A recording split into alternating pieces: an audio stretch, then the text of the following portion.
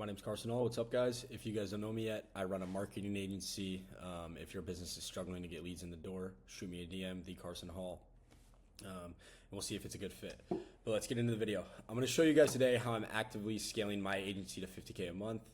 You can use this to scale any business. It'll work with any business model. It's just going to ensure you always have a full pipeline of leads. It's really not hard at all. Just super boring and takes a lot of time depending on what pillar we're going into. But we're just going to talk about the 4 pillars of Outbound, which is just reaching out to people, and volume negates luck. So personally, I do all 4 pillars of Outbound just because I want to do the most amount of volume as possible so I can get the most amount of results as possible, especially when first starting out. First one we're going to talk about though is cold outreach, and which is literally just reaching out to people who don't know you, have no idea who you are. And there's a couple we're going to go over: cold calling, going to events, and then in-person networking and public networking environments. These 2 are kind of the same thing. Let's get into it. First, cold calling. Cold calling, I would say, is pretty low leverage, actually very low leverage, and it takes a lot of time. It sucks. You're going to get a lot of people tell you no. There might be some people that cuss at you, scream at you, things like that. But if you can use the rejection to fuel you to keep going, eventually, if you just put in the inputs, you're going to get results. You're going to land clients. You're going to make money, because all it really is just a numbers game. For example, if you put in 100 dials a day, which would be 500 dials a week, you get a 10% answer rate. You talk to 50 people, 20% of those people book a call. That's 10 booked calls you get on. Only 60% of them show up, and then 2 of them close at a 25% close rate. Personally, my offer is $1,000 a month and a 10% rev share. I'm making bare minimum $2,000 off these 500 dials, which 100 dials a day, 5 days a week it's only going to take me a couple hours a day to make 100 dials. And I'm going to learn a lot. I'm going to grow. I'm going to get better. Now, I'm not saying that these numbers are going to be accurate for you. I don't know how long you've been in sales. I don't know if you've ever been in sales. I don't know how good you are. I don't know if you're talking to these people after you booked a call at all. So don't or take these numbers with a grain of salt, because obviously the numbers are going to be a little bit different because you're not me. But cold calling, very simple. Pretty much everyone knows what cold calling is. Next thing I'm going to talk about with you guys is events.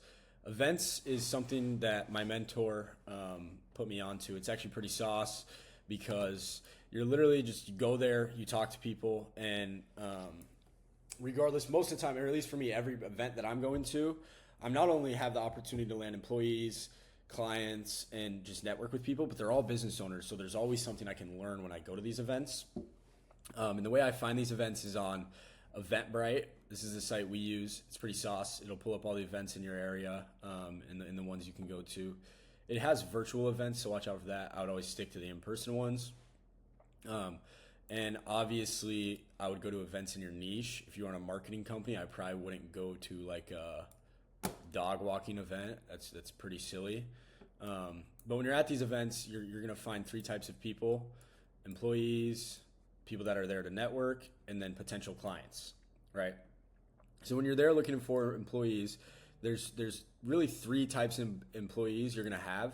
You're gonna have one, the donkeys, which are, if you know a donkey, you pretty much have to smack a donkey on its ass for it to do anything. Otherwise, which is terrible. Those are the employees you don't want. You have to tell them what to do, when to do it, and how to do it, and they're still probably going to do a half-assed job. And then 2, you have the camels, which are the we're not even going to do that. Which are the camels, which they'll do a 70% effort job. You may not have to tell them exactly what to do, but you still have to push them a little bit to do it. And obviously, we don't want that, because we're looking for A players. We're looking for people who are going to level up our business when we bring them in, people that aren't going to be a burden. And then 3 is going to be the stallions. And stallions are the A players. Those are the people you're looking for. If you know what a stallion is, when a stallion's coming, you get the fuck out of a stallion's way, because it's basically a badass horse is what it is. And those are the people you're looking for, and those are the people that are going to come into your business, and they're going to level up your business on their own. And you don't really have to tell them what to do. They already know what they're doing and things like that. So when you're there looking for employees, you're looking for those stallions, those A players. And then the people that are there networking, not bad to network with people, make friends, make connections. Who knows, maybe down the line. They're probably a business owner, so if they're at the events I'm going to, so it could be a potential client down the line. And then clients, these are mainly the people I'm looking for when I go to these events right now. And when I go to these events and talk to these potential clients, when I'm there, I'm not trying to sell them my marketing at the event. My goal is to build a relationship with them, make a friend, get them to trust me a little bit, and get their contact information so I can set up a call with them or a meeting or lunch or dinner, whatever it is, to talk and see if it's a good fit for us to work together, and then potentially close them and make some money off of them, and make them money in return too. And by the way, on Eventbrite, all the events I've found are nothing over $100 to go to, so it's actually pretty cheap. And for me, if I spend $100 and even land just one client, that's a 10x return, so that's pretty good. And you usually see a return and get at least a couple opportunities if you go to an event and actually talk to people. Now, if you go to an event and don't talk to anyone, obviously you're not going to get any opportunities. Just don't be a pussy and go walk up to people, start conversations. It's going to be a little scary at first if you're not a very extroverted person. But if you want to grow your business, you got to do it. Get over the fear, get uncomfortable, and go start strike up a conversation with them. Next is going to be kind of just like in person at coffee shops, restaurants, things like that. For example, I was at the Capitol building when we first started our business, and we had to open an LLC. And there was a guy in there who was wearing full send, like dress pants. And if you don't know what full send is, it's a YouTube channel who has merch line that's branded full send. Whatever. I was like, yo, I didn't know Nelk had dress pants. How long have you had those? Whatever. Said he got them a couple years ago. Kept talking with him, just shooting the shit, and he eventually asked me what I do. I told him I market primarily for home service business, but e-commerce, info products, things like that too. And then he ends up telling me that he just started a remodeling company 13 days ago. So I was like, oh, sweet, that's cool. Let me grab your contact info. Maybe there's a way I can provide value to you with my marketing. He was like, sweet, let's do it. End up setting up a lunch with him, me and my business partner. We grab lunch with him, build a relationship with him, and now he pays us 30% profit share on all the jobs he closes, which, if you don't know remodeling, it's a $20 to $50, $60, $70, $80,000 project. So safe to say, striking up a conversation with a random dude about his full send pants has been a great return. So talk to everyone you see. If you have a gut feeling that you should talk to someone, do it. You're not going to regret it. Your 80-year-old self is going to regret not talking to that person rather than talking to that person. They're going to forget about you in a day. It's not that big of a deal. Quit being a pussy and strike up the conversation. Next, we're going to talk about warm outreach. This is engaging with people who know you or are familiar with your brand already. So like your personal network, existing relationships, friends, family, coworkers, things like that. And then you're posting organic content on social media. And then your followers that you already have right now. First thing we're going to talk about is going to be organic content. When you're posting organic content, anyone that sees your video is cold until they actually reach out to you. And on average, it takes about 20 touches to convert. So this person needs to see your face about 20 times before they actually reach out to you. And that's just on average. They could see you once and reach out to you too. But your whole goal with this when you're creating organic content is to build trust, authority, and belief so that they trust you and they believe in you, and they believe in themselves from your content, and then they want to work with you. Which is pretty simple. It's organic content. Pull out the fucking camera and start recording about what you do and Instagram, Facebook, TikTok is all ran off interest graph algorithms. So it's automatically going to put your content in front of people that are wanting to see it. So it's so funny today how in 2026, posting organic content is like running paid ads back in the day, because it's ran off interest graph algorithms. So it's literally getting put in front of the people that are gonna like the content, who are gonna need the content or be interested in the content. So start posting, pull out the camera. It's not gonna hurt. It's only gonna help. It's very, very easy too. Like, you literally just go like this and press the record button. Boom. But next, we're going to talk about leveraging your warm circle. I would say this is the easiest way to grow your business when you're first starting, just because usually your warm circle, like friends, family, coworkers, things like that, you already know them. You already have a friendly relationship with them. So they already trust you, and that's, I would say, the biggest part about getting clients when you start a business is they have to trust you. Otherwise, they're not going to let you. They're not going to pay you to do work for them, whatever it may be. It could be, if, for example, for me, if a business owner doesn't trust me and trust that I am who I say I am, and I'm going to do the job that I say I'm going to do, he's not going to let me run his ads. He's just dumbfounded. If he doesn't trust me, he's going to go find someone that he trusts and let them run the ads. So it's super, super, super easy. And if you're just starting out, leverage your warm circle. My favorite way to do it when I started my first business is you go into your contacts, scroll, and just start texting and calling the people you know and reaching out to them. Like, when I first started this marketing agency, the first thing I did was think, okay, what business owners do I know who could use my help? And I just reached out to them, I think 10 people. And because I already had a relationship with them, the trust was already there. I landed 2 out of the 10, which isn't that bad. It's a cold outreach to a warm person, to a warm friend. So definitely do that if you're first starting out. We're moving on to paid ads now, or paid outreach. This is just paying to place your message, product, or service directly in front of your ideal audience. You do that by paid ads, sponsored content, or paid placements. They're all pretty similar, and you're probably wondering, well, when does this make sense compared to warm or cold outreach? Obviously, you can do that whenever, or when you're first starting is most common. But when does running paid ads make sense? It's simple. You just run math. You just do the quick math. You find your client acquisition cost, and you do that by finding business in your niche who are already running paid ads and just asking them how much their client acquisition cost is. That'll give you an idea of what yours will be too. Or just go on ChatGPT and type in, what's the average client acquisition cost for a window washing company in Omaha, Nebraska when running paid ads? And then it's going to give you a range. And then basically all you do is say it gives me a range of $50 to $100. Okay, so it's $100 is my client acquisition cost on the high end. And my goal is to acquire 20 clients per month.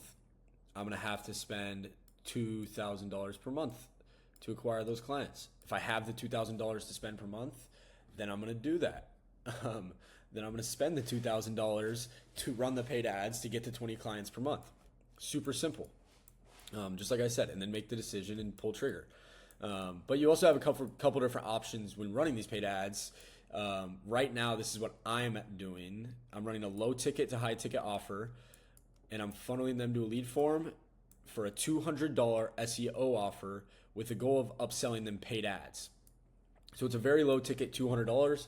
We get them in the door, and then when we get them on the phone, I close them on the $200 SEO offer and say, hey, would you be open to a call with the head of marketing at Activo Marketing, which is my marketing company?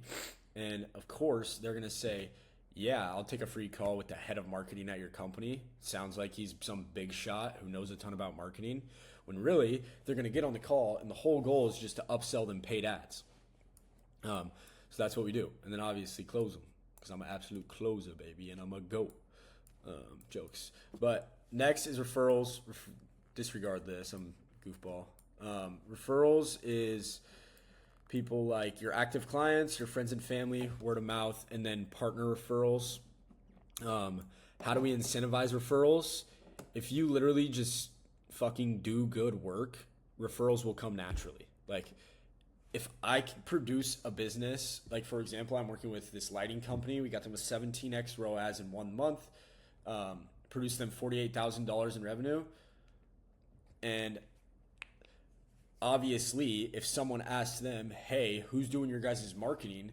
We gave them a 17x return on the money they spent.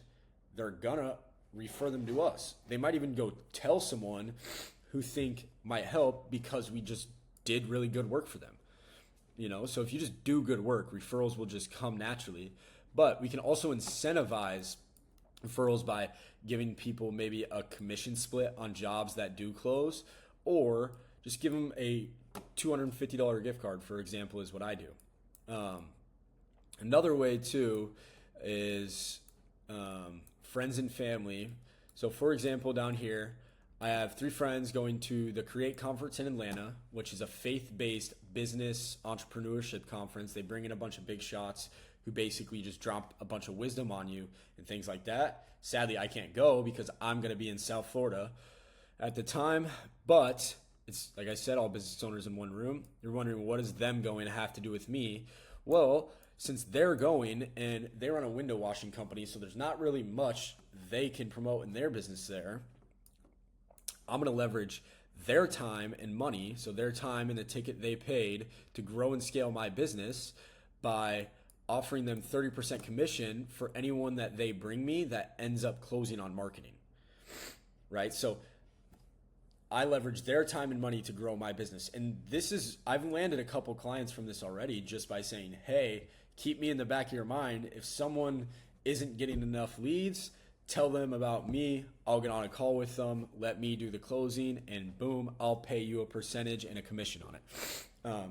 So I would be doing that as much as possible just because they're my friends and they're obviously going to bring it up. If they can help someone else and help me at the same time, it's a no-brainer for them to bring it up because they're also going to make money too. But just to recap for you guys, those are the 4 pillars of Outbound. If I was you guys, I would be doing all 4 of them because volume negates luck and there's no reason you shouldn't. But cold outreach, cold calling, going to events, and just simply talking to people on the street is you're going to land deals if you literally just put in the inputs. Utilize the living crap out of your warm outreach with your friends, family, and people that you've already built relationships with because they already trust you. And then when the time is right, start running the paid ads and hit your boy up because I'm an absolute goat at running paid ads. Come on, somebody. But no, utilize the paid ads when the time is right. And maybe even do the same thing I'm doing with the low ticket to high ticket offer. Come to me. I'll tell you if it's a good idea. We'll get you a free strategy call. And then referrals are huge. It's one thing that a lot of people don't really focus on. They focus on just bringing new clients in the door on their own and not leveraging other people's time and network to bring jobs in the door. So quick recap. It's pretty simple. We do have some cool things coming up here in the future. I'm going to keep posting pretty value dense videos like this one on here. And I'm also going to be launching a YouTube docuseries documenting my journey landing clients through cold outreach because we haven't done any cold outreach at all. We're just getting started here soon. And I want to document it for you guys. I've utilized the crap out of my warm outreach and my 9,000 followers on Instagram to get people in the door and get business rolling and print some cash. But now we are looking to keep scaling and scaling and scaling. So we're going to start doing cold outreach. And I want to show you guys all the ups, downs, lessons, things I learned. I'm going to document all the cold calls, all the closing calls. And I'm even just going to throw a little bit of my life in there, like going to the gym and getting absolutely jacked, hanging out with the boys, shooting the shit, going to do some fun stuff. I don't know. I think it's going to be cool. So follow along. But if you guys have any questions, DM me at the Carson Hall. And I'm always meeting new people.